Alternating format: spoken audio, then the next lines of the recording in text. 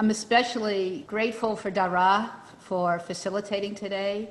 I've known DaRa for probably over 14 years. I met her first at the Garrison Institute when she was working there.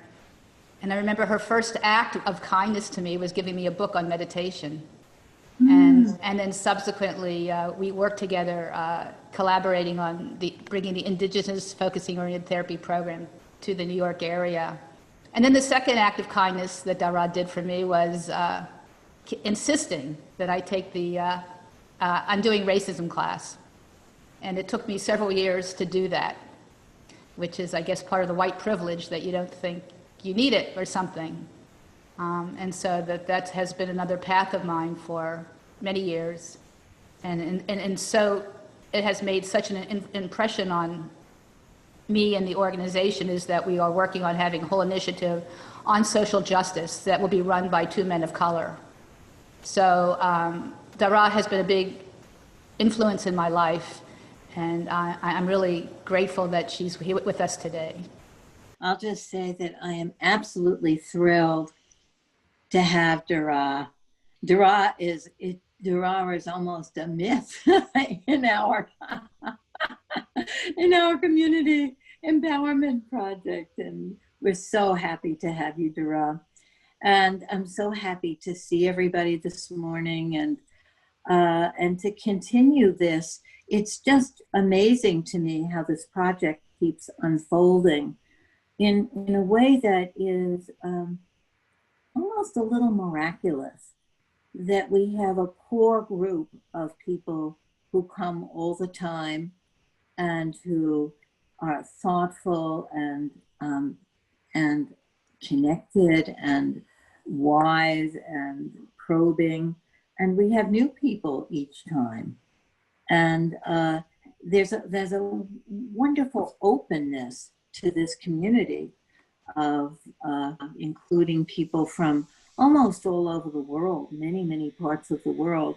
The inclusiveness is such a prime part of this project and of our way of being together and learning from each other, and the emphasis on community and on how we can support each other and how we can help each other, how we can inspire each other. I am totally delighted to be here in the company of such great people, and people who are not only about supporting themselves, but supporting others.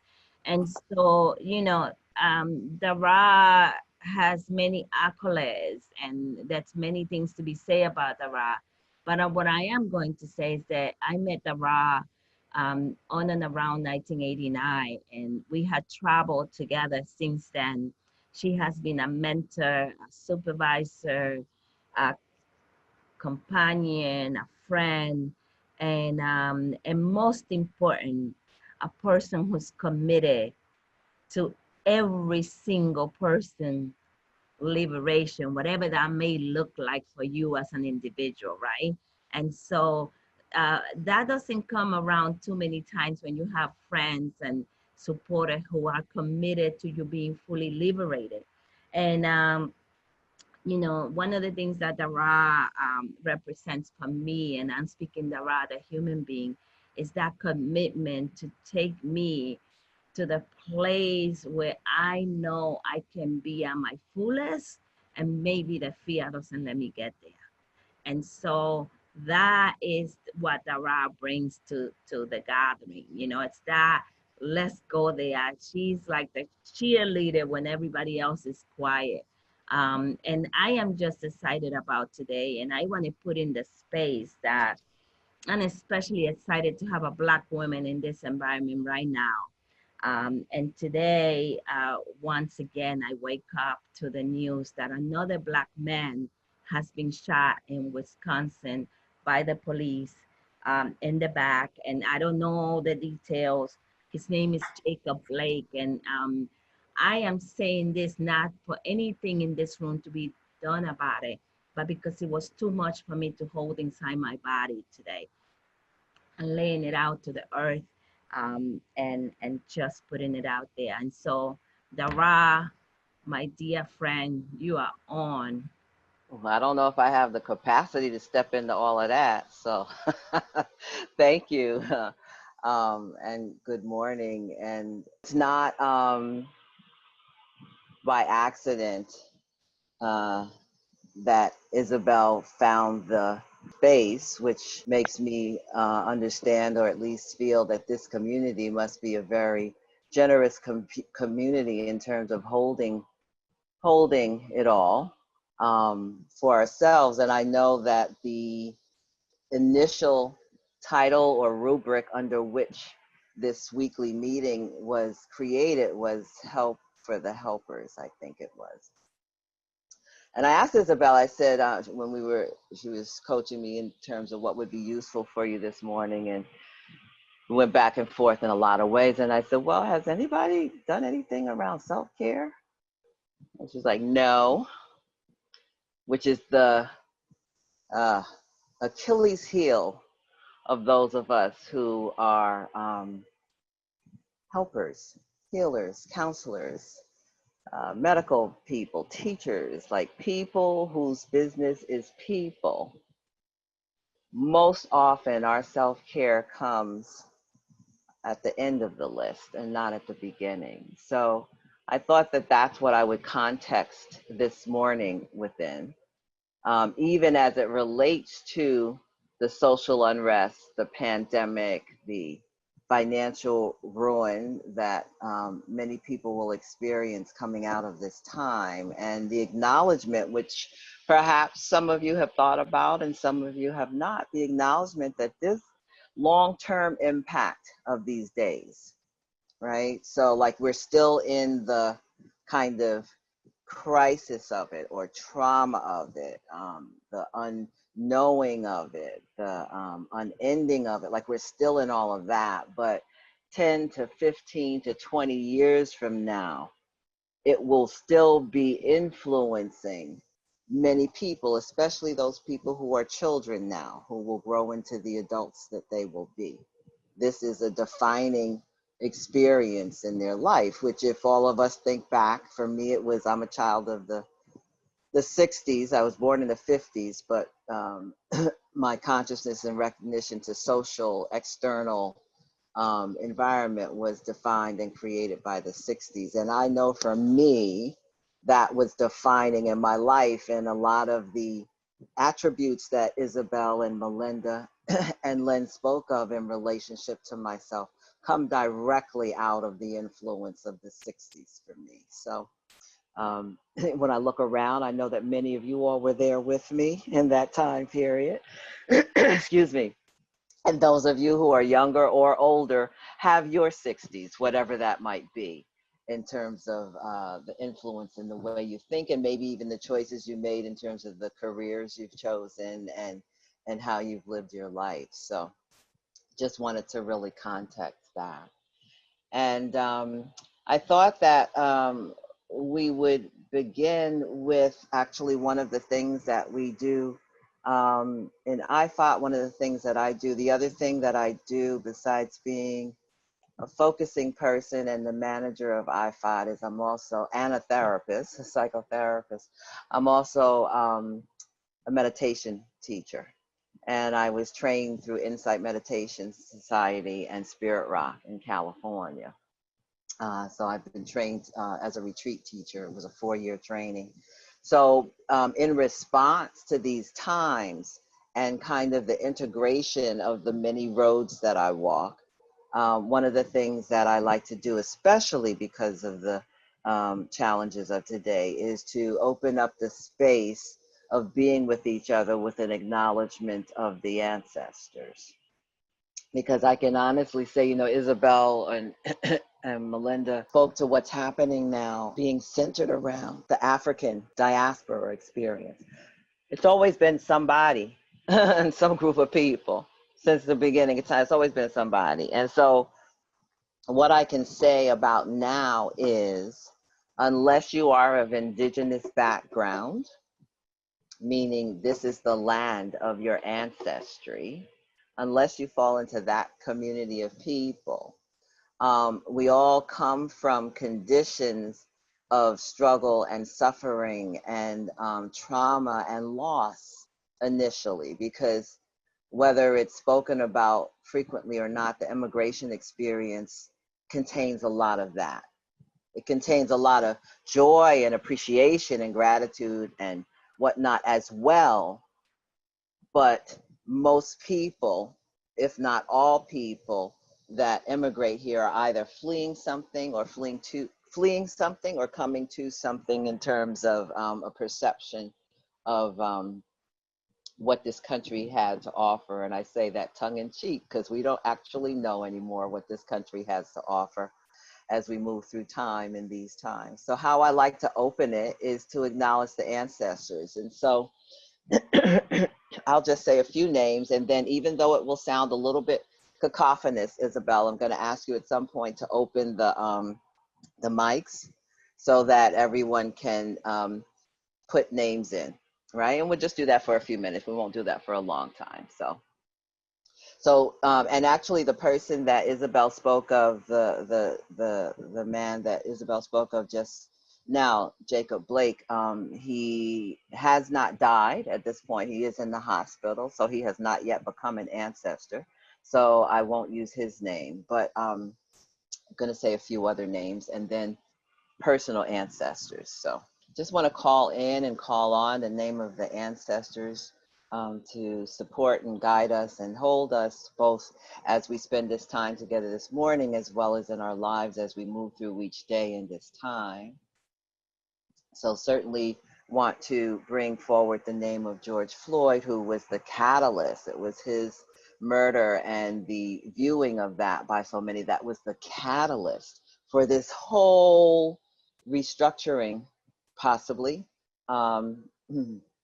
destructuring of our culture and society. And then Breonna Taylor, and then Ahmaud Arbery and Michael Brown, and on and on and on, those known and unknown who have sacrificed, who have been taken in terms of their lives as an opportunity to really support bringing about equality and justice, and actually in the end, unity and love. So just acknowledging all those ancestors. And then each of you feel free, we're not going to open it up yet in this moment, but feel free to speak into the space where you are, your personal ancestors that you may want to bring forward. And it may be people that you are biologically ancestors from, but it could be people that you've been inspired by or who have meant something and contributed something in your lives. So now take a few minutes to just do that. And then I'll ask Isabel to open it up and we can say one or two names into the space together. So for me, and I'll say them silently so that you all can be saying your names.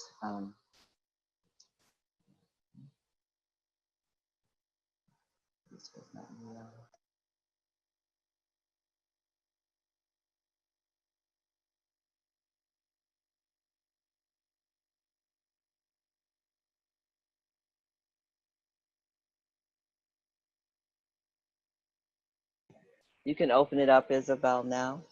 Giovanna Barbera, Jean Chandler, Harry Hostman, Brother David Stendal Rast, Morgan Monegas, Charlie Moscovich, Marty, John Lewis, Preston, Dorothy Preston, Annie Hagan, Yanni, Victor Anna Moscovich, Chris Macron, Martin Luther King, Ashe Doma. David Macron, David Weber, Maureen Corey, Ray Mose, John Kennedy,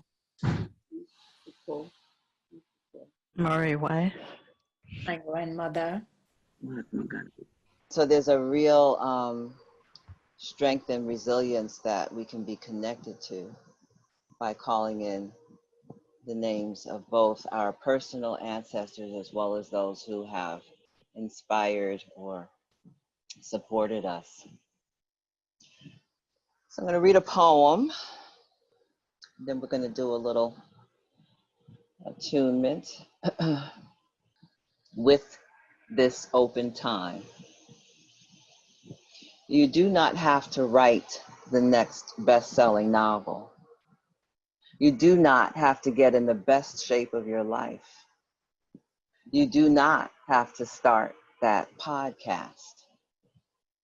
What you can do instead is observe this pause as an opportunity. The same systems we see crumbling in society are being called to crumble in each of us individually. The systems that taught us we are machines that live to produce, and we are disposable if we are not doing so. The systems that taught us momentary gain takes priority over humanity. The systems that create our insecurities and then capitalize off of them. What if we became curious with this free time and had no agenda other than to experience being? What if we created art for the sake of creating? What if we allowed ourselves to rest and cry and laugh and play and get curious about whatever arises in you? What if our true purpose is in this space? As if Mother Earth is saying, we can no longer carry on this way. The time is now, and I am reminding you who you are. Will you remember? And that is by Emma Zeck. So knowing that I've identified that part of the work we do today, this morning, is around self-care, is around being mindful. So that poem, many of us actually may not be experiencing a lot of free time and free space. And I invite you to actually examine that in terms of what the opportunity is here and what the loss will be as we kick into drive, whatever that might look like when we come upon it. So I'd like to do a little bit of an attunement here. This is from iFi. So just getting comfortable, you know, we're just going to spend a few minutes checking in and seeing how things are now. So one of the most important things, whether it's meditation that you're doing, whether it's this form of inward knowing cultivation called focusing that we do, this turning inwards, one of the most supportive things for that is to be relaxed in body. So to be alert, but relaxed. Yeah, so just checking in there and landing, gathering yourself there.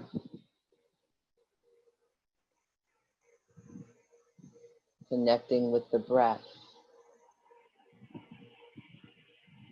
connecting with the body, being supported by the chair, the feet being supported by the floor.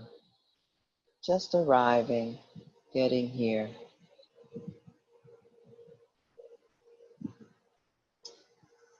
If you were a tree,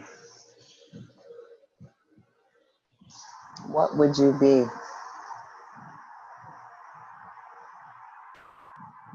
Are you tall and towering? Are you shorter and wide, providing shade? Are you a sapling, just beginning your growth towards mightiness?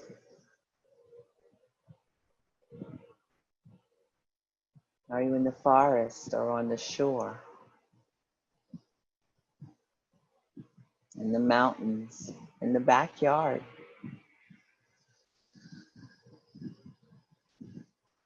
Just letting it come forward, not striving, not forcing, just relaxing and allowing it to come forward.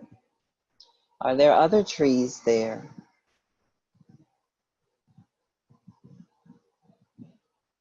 Are there animals or other beings there with you?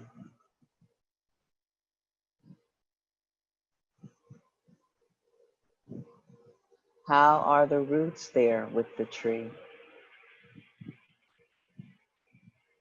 Are they spread wide and shallow across the land? Are they connected to and touching other roots?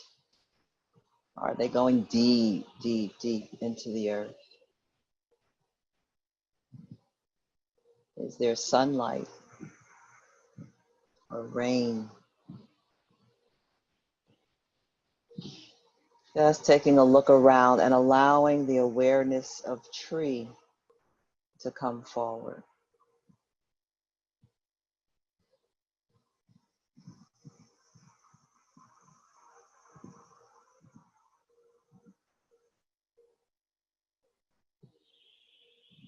And as we come back into the group, just taking a moment before presencing yourself here and now, and just thinking that information, acknowledging that tree, conditions of the tree.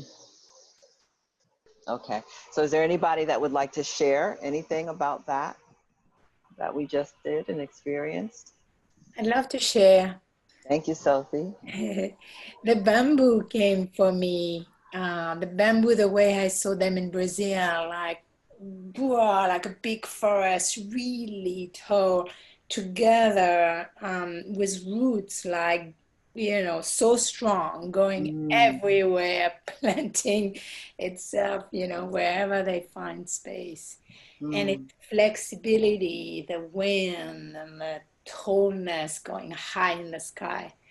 So really connected to the bamboo.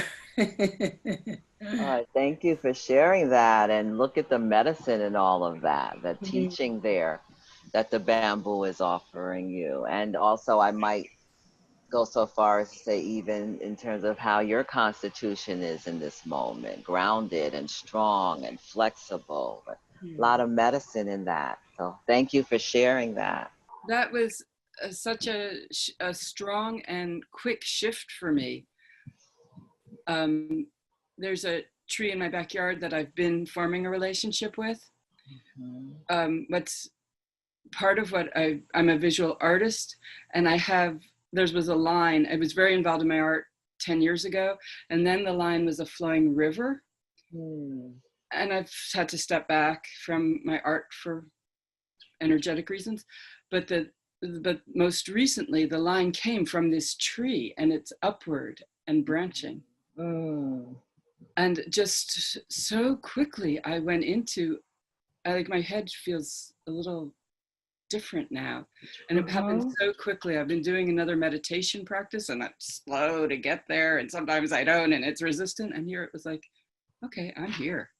I'm in. So thank you. Yeah. Thank you. Thank you for pointing those things out and for sharing your experience. And, this is something I do periodically it's like a check-in also, in addition. So there's the medicine component for ourselves in terms of what may be helpful or useful at any time or at any moment. But there's also the shifting and the grounding and the getting here. And it doesn't have to be, this is something you all can do for yourselves. You can do with clients, or you can do with conditions or circumstances. And it doesn't always have to be a tree. It could be water, it could be flowers, whatever arises as might be helpful in the moment. So thank you for sharing. Thank you both for sharing. Yeah, you're welcome.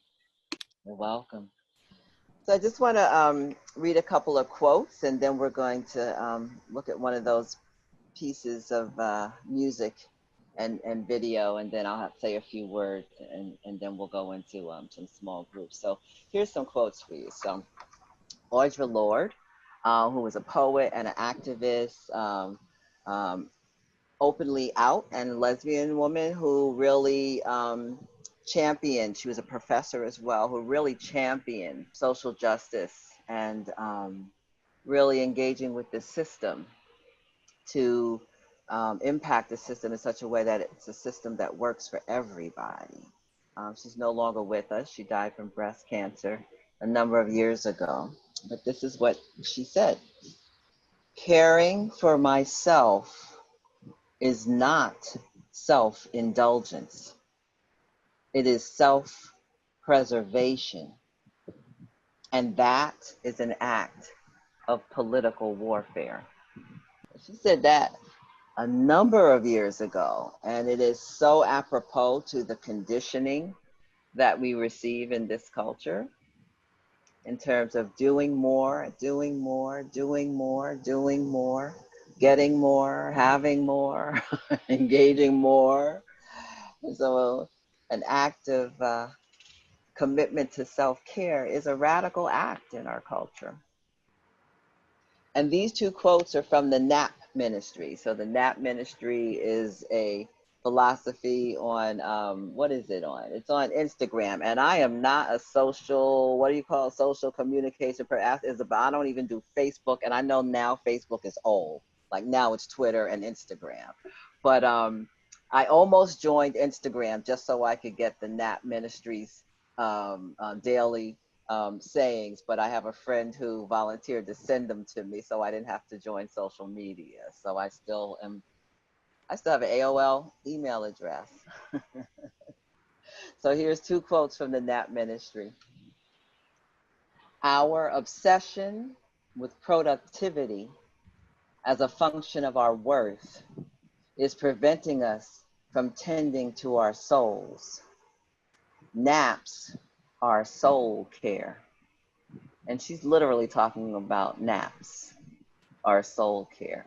This is out of the mind of a Black woman. The second quote is this. You all keep hollering about this new world that will emerge post-pandemic.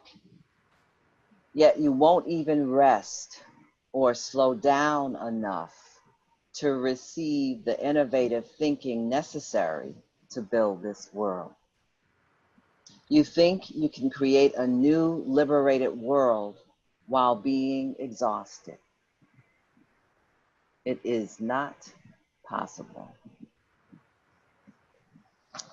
So both of those are quotes from the NAP ministry. So what I want to really invite you to is taking a look at creating space for yourself as helpers, as supporters, as caregivers, whatever the numerous and various roles are that you may play in your life, as well as for ourselves. You know, there's this kind of collective, overriding, general awareness that we have in all the dysfunction and suffering and challenges in the world, the three that I named, but you know, there's many repercussions from those three. Many of us are also engaged with our own personal struggles. You know, health doesn't take a vacation because all this other stuff is going on. The needs of family doesn't take a vacation because of all of this other stuff going on. I live with my 96-year-old mom who is as clear as a tack in mind, and who is pretty good in body, but arthritis is her bailiwick to deal with, you know. And so I live with a 96-year-old, I'm gonna just underscore that, Black woman. So in terms of having a living, breathing example of navigating this world and this country in a Black female's skin is up close and personal. And she is so equanimous and grounded. And I suppose it's because she is 96 and has seen a lot in her almost 100 years, especially as a Black woman, in terms of that being a time frame where Black people and Indigenous people have been terrorized and assaulted against. And again, remember, that's the current happenings, but I know none of us have escaped that, whether it's historical or present day. And so I already spoke about the long-term repercussions and the rise in social structural reactions like Isabel spoke to today. But, those of us that work within, whether it's private practice, within community mental health centers, who are coaches, who are teachers, and who are nurses, who are doctors, also know that there's been a rise in domestic violence. There's a rise in loss and grief. There's a rise in addiction. There's an arising across the gamut, across the board, in terms of reaction as opposed to response, reaction to the conditions of today. And so I ask you to take a look at what is yours, what is ours to unravel and untangle, so that we can bring our best self to whatever person, relationship, circumstance, situation, or condition that may come our way. And also to invite us to clearly recognize the importance of engaging with the practice of intention setting, because intention, whether it be unconscious or conscious, is the state, is the activity which brings forth, well, it's not really activity, it's the state and the understanding that brings forth action. So every moment of the day, there's these intentions that we're not necessarily paying attention to, and that's what keeps us moving forward in life. And that's good, and we don't need to do anything about that. That has forward movement and is handling itself. But what I'm asking or inviting you to add to that is being intentional about intention, and also to set some intentions for yourself that can assist you, support you, ground you, offer you, hold you in well-being.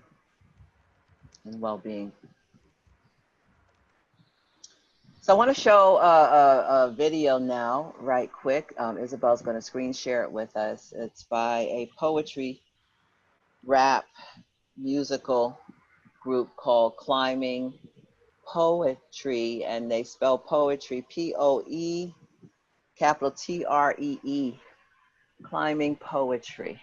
And the name of this piece is We Will Survive. But this is not the We Will Survive that Lynn and I were talking about from the 70s, the disco version, but this is a new version.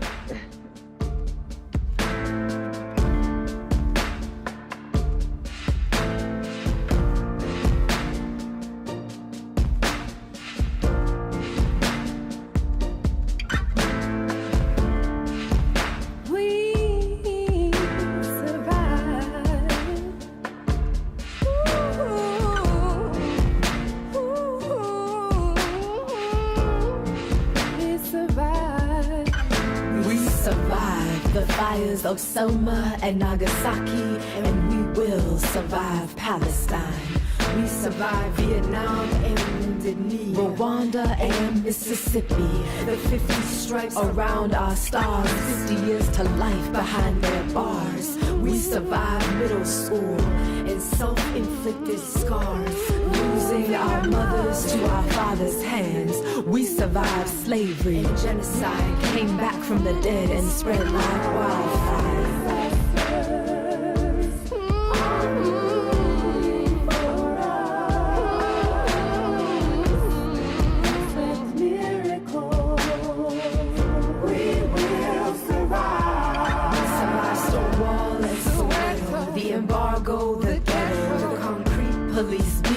The screams and the echoes, the comebacks, the evictions, the droughts and the prisons, Jim Crow and gas chambers, drone warfare and lynching.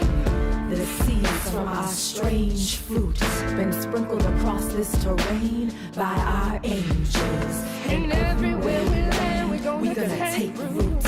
And every inch of rock, mud and sand, we're gonna break through.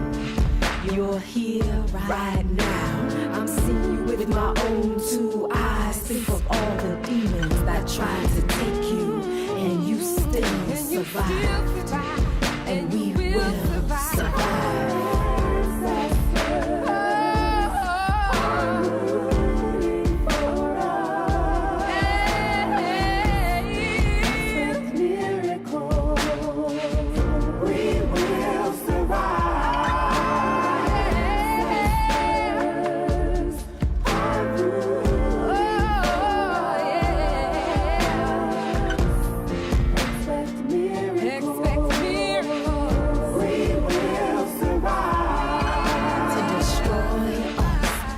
have to annihilate our angels. We summon the strength of all those who came before us, and all those coming. We must read freedom in our fingers when the world gives us nothing but believing a new day is coming. In my soul, I know we will. Everything's gonna be alright. Are rooting for us.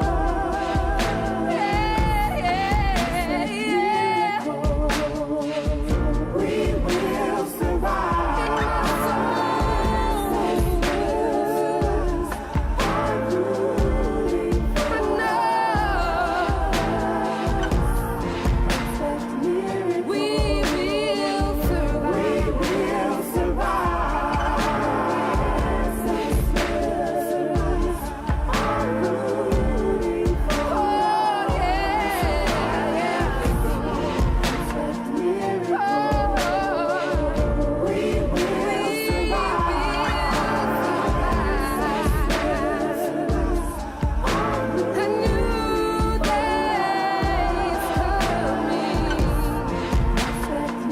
Everything's gonna be our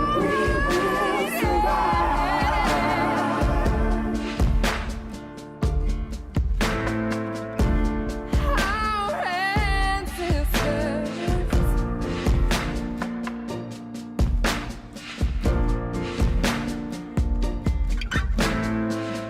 Our ancestors. One of the things that I wanted to bring forward is that art and creativity and expression is one of the places that we can turn to, that we can engage with to support us. And the other reason why I wanted to show it was these are young people, right? And the so many of us are kind of moving into or already have arrived in the place where we are the elders, where we are the ones that can share our experiences, that can share our thoughts and observances about things. But the action, even the people in the streets now mostly, are the young people. And we can take actual rest in that it does continue, and that the change is coming from that part of our lineage. So wanted to share that. And also, you know, in the connection that they were making, that the ancestors are rooting for us and that we should expect miracles. We've all survived. You know, I started off saying that unless you are an indigenous person, none of us are from this land originally, ancestrally, whether our ancestors chose to come here or were forcibly brought here. None of us are original to this land. And there's a real opportunity to keep that in acknowledgement too, because the truth and clarity and awareness is what supports and feeds wisdom, and what supports and feeds well-being, so that our nervous systems, our bodies, are not so constantly agitated by the illusion of the non-truths about where we are, how we got here, and what we're doing. And if we're helpers, it's of the utmost importance that we have clarity and wisdom as we engage with other people's sufferings, and to support other people. So I also, on that tip, just want to remind people, we just hit 100 years, I think within the last week or so, where women had the right to vote in this country. And we all are aware, if there's drifted in anywhere from the news sources, that Black folk, men and women, didn't have the right to vote until 1965. That's within all of our lifetime.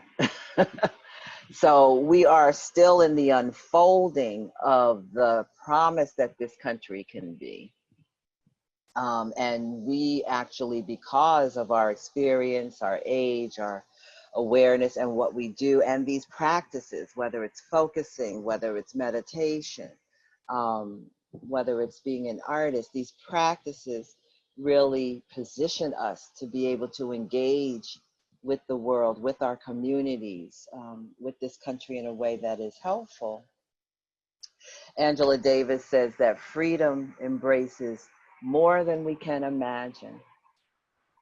So whether it's our personal freedom, whether it's our familial freedom, whether it's our cultural freedom, um, it's all on a continuum. And I actually wonder if any freedom is really possible without the freedom of all. So just a few words about self-care practice. And this is actually from my Garrison days. So 3 words that kind of can support you in engaging with taking that on, and that's awareness, balance, and connection, the ABCs of self-care. So with awareness, like getting present, being present, the if you were is one of the examples of a quick way that we can just really get present in our bodies and get present in relationship to what's before us. So getting present, meditating, focusing, just engaging the breath. Yeah, running, walking, exercising, being out in nature. Nature, the ultimate healer, as well as destroyer, but it's also the ultimate healer. Dancing, journaling, creating a practice of gratitude, just clearing space.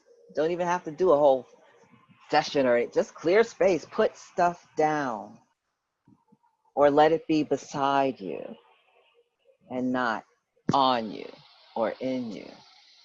So those are some of the practices and ways of thinking about establishing awareness.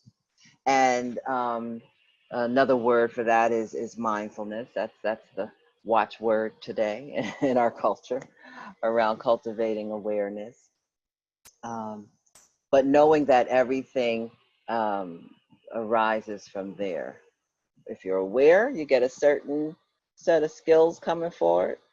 If you're unaware, you get maybe some other things coming forward that don't really stand by you and serve you. So just thinking about that. And then lastly, in terms of awareness, creating time for reflection.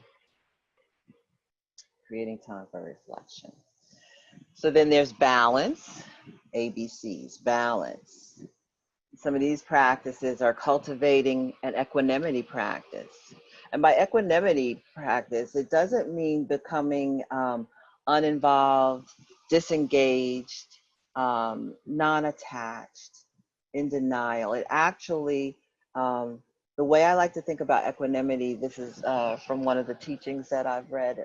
The way I think about equanimity, it's kind of like the sun shines and the sun is always shining. It doesn't decide, oh, it's cloudy today, I'm not going to shine here, or I'm going to shine over here in Brazil. Somebody spoke about, I'm going to shine over here in Brazil, but I'm not going to shine over here in the US. Or the sun just shines and has no preference, has no discernment about where it does its thing. And so that's how I kind of hold equanimity and cultivating equanimity, because equanimity, if one is grounded and sourced by equanimity, then it doesn't preclude that challenges don't come, that sickness doesn't happen, that chaos isn't present, that, whatever it might be in any moment. It doesn't mean that that doesn't happen, but it means that when life happens, as it does 24/7, when life happens, we're situated and grounded such that we can respond or choose to non-respond if that's the appropriate thing in that moment, without the ego being caught up in it. So that's how I think about equanimity. So that's part of a balance practice. To be self-empowered, to examine, really engage with whatever the conditions or things are that are in our life that disempower us, and then taking a look at what needs to be done or not done or shifted or transformed or changed such that we take each step forward in our lives from a position, from a place of being empowered to be responsible for ourselves, being empowered to be in relationship with people, with conditions. The use of music, creativity, art, literature, in terms of supporting balance, laying things down, and having time for relaxing. So there's the ABCs: awareness, balance, connection. And then with awareness, there's creating time for reflection. And with balance, there's creating time for relaxation. And then there's connection, lastly, of the ABCs. So with connection, we're talking about being engaged, being in community, being in relationship with family or friends, with ancestors, with nature, cultivating compassion such that there is a place to step into for yourself and others when you're in relationship, telling your story or listening to stories. So under connection, there is creating time for reclamation, reclaiming the heart. So awareness, balance, connection, a time for reflection, a time for relaxing, a time for reclaiming. And of course, don't forget, under the self-care rubric is all of those things that are maybe a little bit more complicated in this time of pandemic, but making sure you go to the doctor, making sure you get enough sleep, making sure you're eating as best you can, making sure you drink a lot of water, making sure of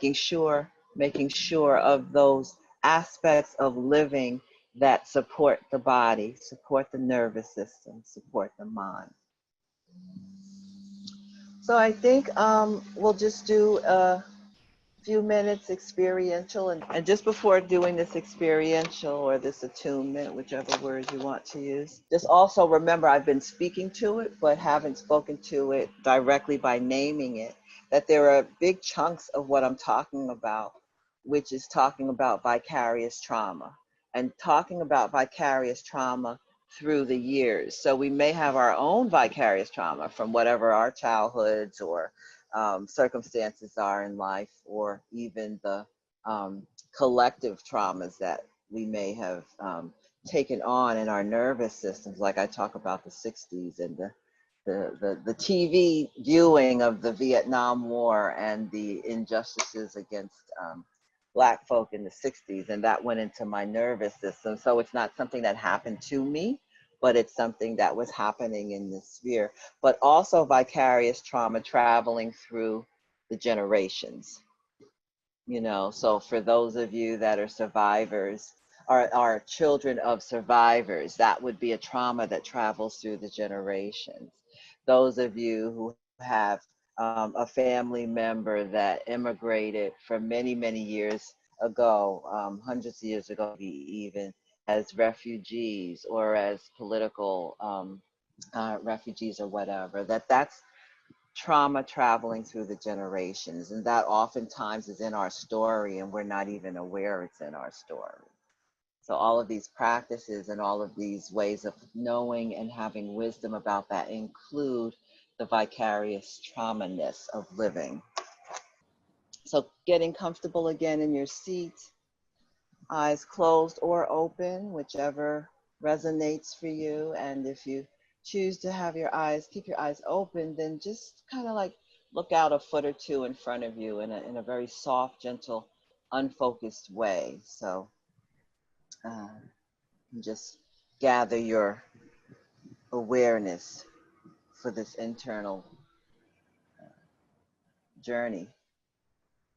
And this is a piece from I5 also. So we're going to do a little experiential, which is reflective of some of what I've been talking about this morning. We won't be going too deep, so there's no worries about that. And please take a look to see if it resonates for you to participate. And if it doesn't, you can just sit quietly. You want to really just try this on and explore it. And if you do choose to engage and have an experience with this, you may walk away with a bit more space, a bit more freedom around an issue or a person or a circumstance that's in your life. So just settling in and relaxing, breathing in and breathing out. Thinking of a person or a circumstance or a situation that you're struggling with right now, where there's some challenge or trouble, but not the biggest challenge, not the biggest trouble, not the most difficult person. Just take a bit here.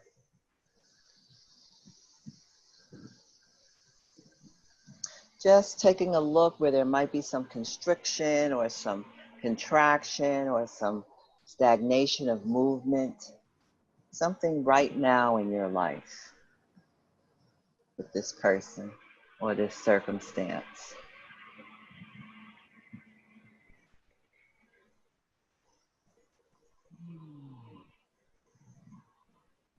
And just taking a moment to notice them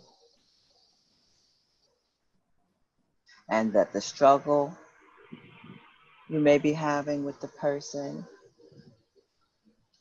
or the circumstance, and making a bit of space between you and them or you and it. Really wanting you to find that person or situation, placing them out there in front of you, or placing that circumstance out there in front of you.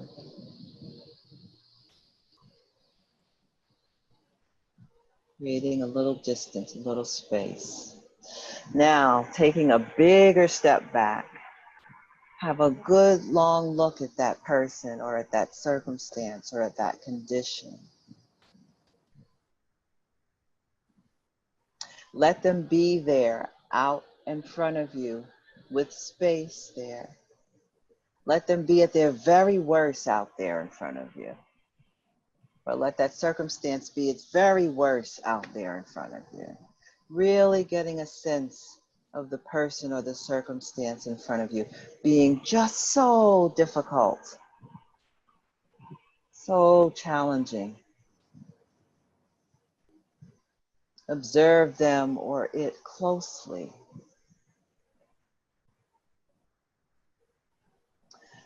What kind of animal might that person be there? Or what kind of animal might reflect that circumstance there?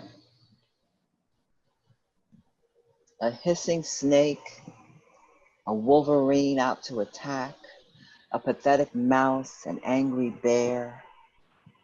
What kind of animal most reflects that? Just let them be that over there, away from you. Whatever comes forward, just let them be that over there.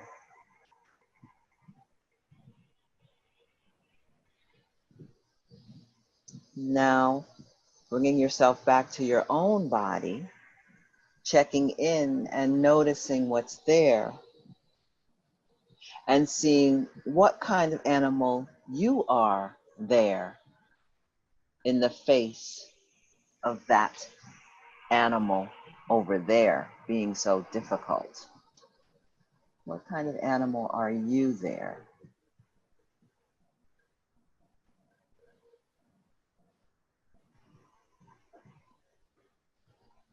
What animal would you be called to be when facing that animal over there? Notice yourself there when you are at your worst. What animal are you?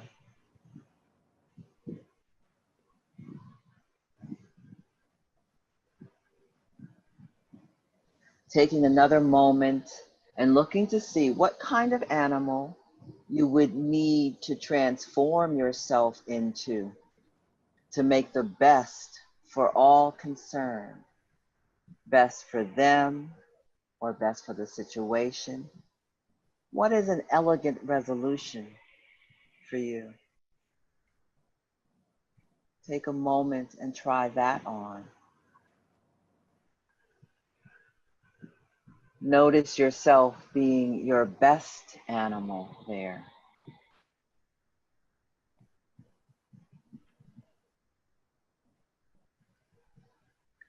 How does the situation change in the face of this new you? How is it there in your body now? Notice how the relationship changes when you change.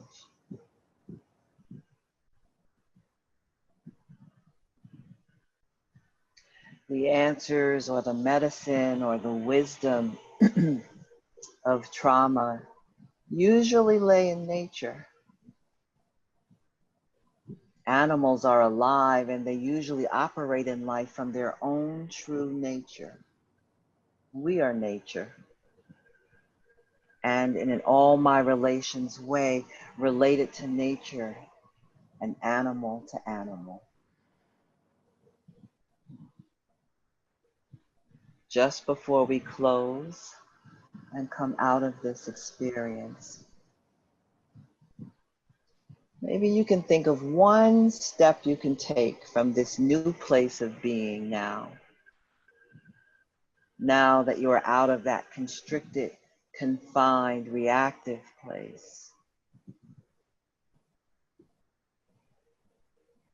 And it may be that the medicine is just to have received.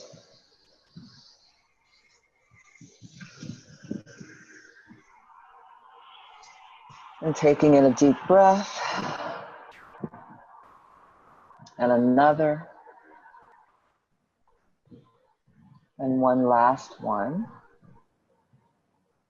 Coming back into the space here and now. So as I love to do, I'm going to end us with a poem. So this is for us.